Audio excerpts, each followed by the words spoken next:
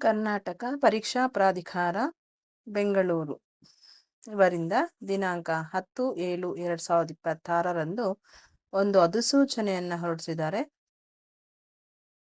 ಕರ್ನಾಟಕ ವಸತಿ ಶಿಕ್ಷಣ ಸಂಸ್ಥೆಗಳ ಸಂಘದ ಅಧೀನದ ವಸತಿ ಶಾಲೆಗಳಲ್ಲಿನ ಶಿಕ್ಷಕರ ಹುದ್ದೆಗಳನ್ನು ಭರ್ತಿ ಮಾಡಲು ಪ್ರಸ್ತಾವನೆ ಸಲ್ಲಿಸಲಾದ ವಿವರ.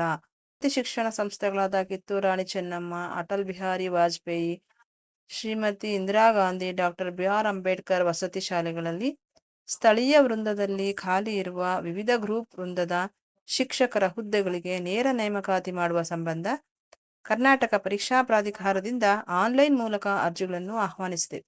ಆಹಾ ಅಭ್ಯರ್ಥಿಗಳು ಸದರಿ ಹುದ್ದೆಗಳ ನೇಮಕಾತಿಗೆ ಅರ್ಹತೆ ಪಡೆಯಲು ಕರ್ನಾಟಕ ಪರೀಕ್ಷಾ ಪ್ರಾಧಿಕಾರವು ನಡೆಸುವ ಸ್ಪರ್ಧಾತ್ಮಕ ಪರೀಕ್ಷೆಗಳಿಗೆ ಹಾಜರಾಗಬೇಕು.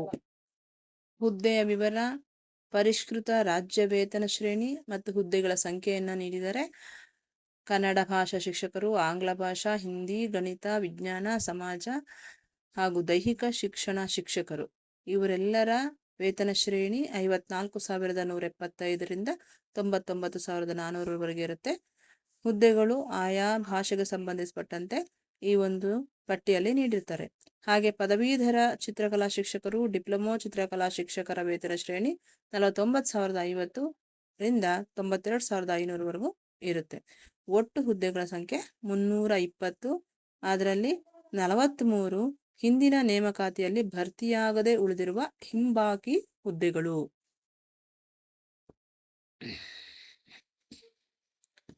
ಈ ಹುದ್ದೆಗಳಿಗೆ ಶೈಕ್ಷಣಿಕ ವಿದ್ಯಾರ್ಹತೆ ಏನೇನಿರಬೇಕು?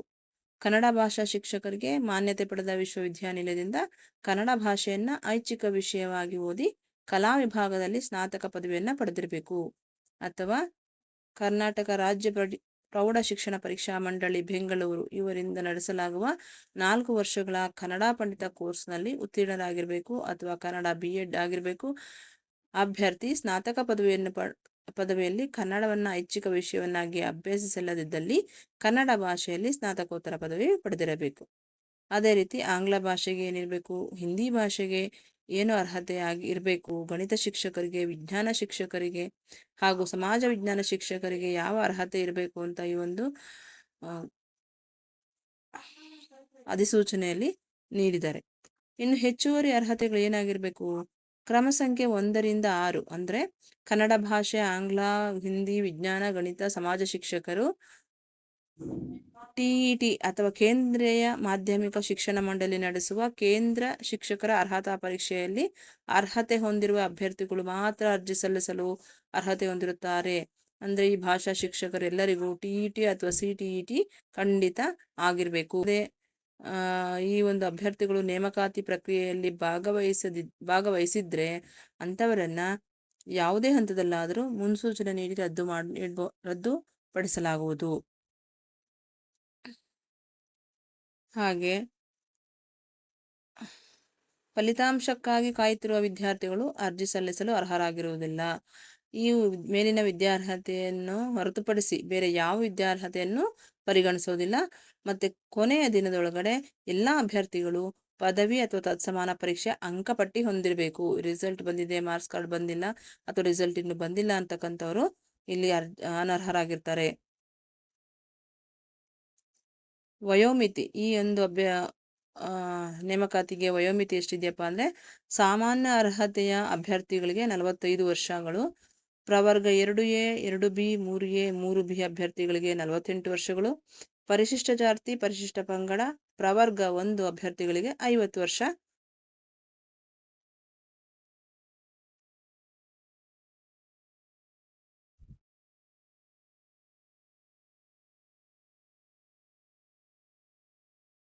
ಹಾಗೆ ಕರ್ನಾಟಕ ರಾಜ್ಯ ಸರ್ಕಾರದಲ್ಲಿ ಸ್ಥಳೀಯ ಪ್ರಾಧಿಕಾರದಲ್ಲಿ ಅಥವಾ ರಾಜ್ಯ ಅಧಿನಿಯಮ ಅಥವಾ ಕೇಂದ್ರ ಅಧಿನಿಯಮದ ಮೂಲಕ ಸ್ಥಾಪನೆಯಾದ ನಿಗಮದಲ್ಲಿ ಹುದ್ದೆ ಹೊಂದಿರುವ ಅಥವಾ ಹಿಂದೆ ಹೊಂದಿದ ಅಭ್ಯರ್ಥಿಗಳಿಗೆ 10 ವರ್ಷಗಳ ಅವಧಿ ಯಾವುದು ಕಡಿಮೆಯೋ ಅಷ್ಟು ವರ್ಷಗಳು ಇರುತ್ತೆ. ಮಾಜಿ ಸೈನಿಕರಾಗಿದ್ರೆ ಸೇವೆ ಸಲ್ಲಿಸಿರುವಷ್ಟು ವರ್ಷಗಳಿಗೆ 3 ವರ್ಷಗಳನ್ನು ಸೇರಿಸಿದರೆ ಎಷ್ಟು ವರ್ಷಗಳಾಗುವುದೋ ಅಷ್ಟು ವರ್ಷಗಳು. ನ್ಯಾಷನಲ್ ಕ್ರೆಡಿಟ್ ಕಾರ್ಪ್ಸ್ ನಲ್ಲಿ ಪೂರ್ಣಕಾಲಿಕ ಪರಿವೀಕ್ಷಕರಾಗಿ ಸೇವೆ ಸಲ್ಲಿಸಿ ಬಿಡುಗಡೆಯಾಗಿರುವ ವ್ಯಕ್ತಿಗಳಿಗೆ ಕೆಡೆಟ್ ಪರಿವೀಕ್ಷಕರಾಗಿ ಸೇವೆ ಸಲ್ಲಿಸಿದಷ್ಟು ವರ್ಷಗಳು. ರಾಜ್ಯ ಸರ್ಕಾರದಿಂದ ಪುರಸ್ಕೃತವಾದ ಗ್ರಾಮೀಣ ಉದ್ಯಮೀಕರಣ ಯೋಜನೆ ಮೇರೆಗೆ ಕೆಲಸ ಮಾಡುತ್ತಿದ್ದರೆ ಗ್ರಾಮ ಸಮೂಹ ಪರಿಶೀಲಕರಾಗಿ ಸೇವೆ ಸಲ್ಲಿಸಿದಷ್ಟು ವರ್ಷಗಳು. ವಿಶೇಷ ಚೇತನ ಅಭ್ಯರ್ಥಿಗಳಿಗೆ 10 ವರ್ಷಗಳು. ಮತ್ತೆ ಜನಗಣತಿ ಸಂಸ್ಥೆಯಲ್ಲಿ ಈಗ ಹುದ್ದೆಯನ್ನು ಹೊಂದಿದ್ದರೆ ಅಥವಾ ಹಿಂದೆ ಹೊಂದಿದ್ದ ಅಭ್ಯರ್ಥಿಗಳಿಗೆ ಸೇವೆ ಸಲ್ಲಿಸಿರುವಷ್ಟು ವರ್ಷಗಳು ಅಥವಾ 5 ವರ್ಷಗಳ ಅವಧಿ, ಅದರಲ್ಲಿ ಯಾವುದು ಕಡಿಮೆಯೋ ಅಷ್ಟು ವರ್ಷಗಳು. ವಿಧವೆಯಾಗಿದ್ದರೆ 10 ವರ್ಷಗಳು ಮತ್ತು ಜೀತ ಕಾರ್ಮಿಕರಾಗಿದ್ದಲ್ಲಿ 10 ವರ್ಷಗಳು. ಅರ್ಜಿ ಸಲ್ಲಿಸುವ ವಿಧಾನ ಇಲ್ಲಿ ನೀಡಿರ್ತಕ್ಕಂತಹ ವೆಬ್ಸೈಟ್ ಅಡ್ರೆಸ್ನಲ್ಲಿ ಆನ್ಲೈನ್ ಮುಖಾಂತರ ಅರ್ಜಿಯನ್ನು ತುಂಬಬೇಕು. ಒಮ್ಮೆ ಅರ್ಜಿ ಸಲ್ಲಿಸಿದ ನಂತರ ಯಾವುದೇ ಮಾಹಿತಿಯನ್ನ ಯಾವುದೇ ಹಂತದಲ್ಲಿ ಬದಲಾವಣೆ ತಿದ್ದುಪಡಿ ಮಾಡಲು ಅವಕಾಶ ಇರೋದಿಲ್ಲ. ಹಾಗಾಗಿ ಎಚ್ಚರಿಕೆಯಿಂದ ಅಧಿಸೂಚನೆಯನ್ನು ಓದ್ಕೊಂಡು ಅರ್ಥೈಸ್ಕೊಂಡು ಅರ್ಜಿ ಸಲ್ಲಿಸಬೇಕಾಗಿದೆ. ಆನ್ಲೈನ್ ಅರ್ಜಿ ಸಲ್ಲಿಸಲು ವೇಳಾಪಟ್ಟಿ. ಅರ್ಜಿ ಸಲ್ಲಿಸಲು ಪ್ರಾರಂಭದ ದಿನಾಂಕ 15/7/2026. ಆನ್ಲೈನ್ ಮುಖಾಂತರ ಅರ್ಜಿ ಸಲ್ಲಿಸೋದಕ್ಕೆ ಕೊನೆಯ ದಿನಾಂಕ 13/8/2026. ಶುಲ್ಕ ಪಾವತಿ ಮಾಡಲು ಕೊನೆಯ ದಿನಾಂಕ 14/8/2026. ಒಂದು ವೇಳೆ ಈ ಅರ್ಜಿ ಸಲ್ಲಿಸುವಾಗ ಯಾವುದಾದರೂ ಸುಳ್ಳು ಮಾಹಿತಿಗಳು ಅಥವಾ ತಪ್ಪು ಮಾಹಿತಿಗಳನ್ನು ನೀಡಿದರೆ ನಿಯಮಾನುಸಾರ ಅಂತಹವರ ವಿರುದ್ಧ ಸೂಕ್ತ ಕ್ರಮ ಕೈಗೊಳ್ಳಲಾಗುವುದು. ಹಾಗೆ ಕಾಯಂ ಪೂರ್ವಾವಧಿ ಮತ್ತು ವೇತನ ಶ್ರೇಣಿ. ನೇರ ನೇಮಕಾತಿ ಮೂಲಕ ಆಯ್ಕೆಗೊಂಡ ಅಭ್ಯರ್ಥಿಗಳು 2 ವರ್ಷ ಕಾಯಂ ಪೂರ್ವಾವಧಿಯಲ್ಲಿರ್ತಾರೆ.